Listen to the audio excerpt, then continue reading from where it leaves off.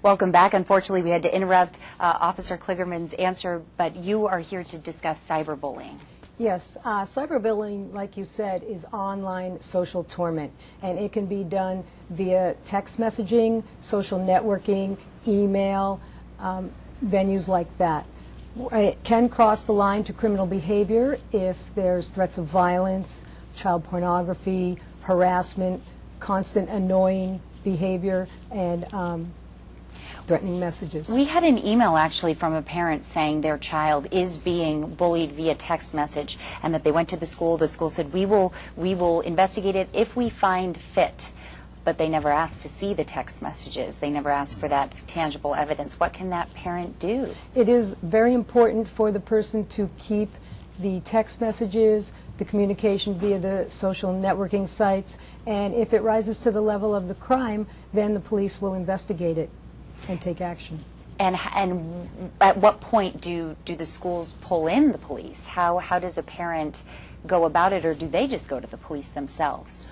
Well, at the two comprehensive high schools, there are school resource officers on site, and many times the school administrators work hand in hand with us. So when they receive a complaint, they come and talk to me, and they ask me, does this rise to the level of a crime? If it indeed does, then I conduct a parallel investigation, and then I take appropriate action. So parents just need to know that that resource is there.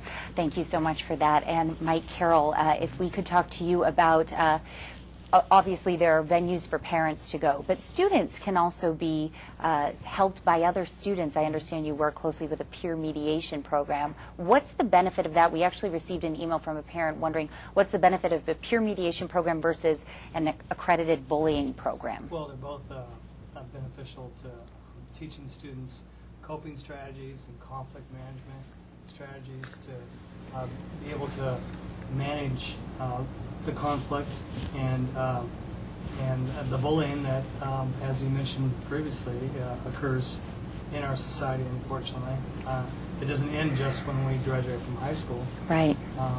It really is a problem. I would venture to say a lot of people I know get bullied in the workplace, and so it doesn't end in school. And what can those kids do? So I guess my answer is that it's a question of scope.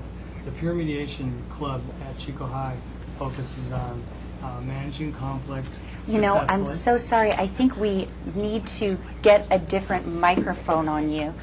I actually need to turn on your microphone, if that's okay. Just here. It's the loveliness of live television. Here we go.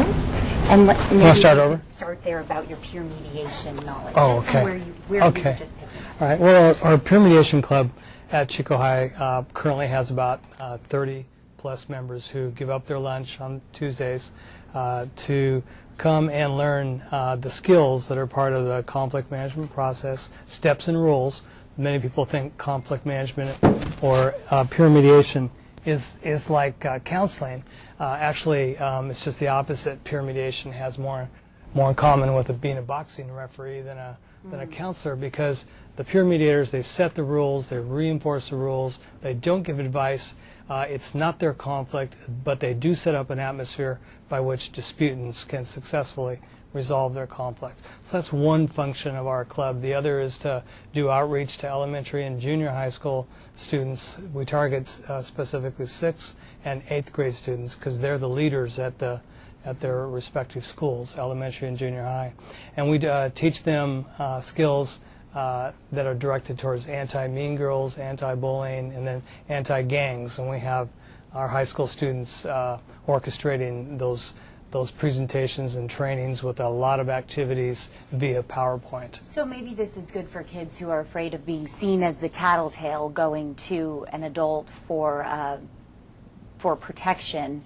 They're bringing the bully there, and they're confronting one another along with peers.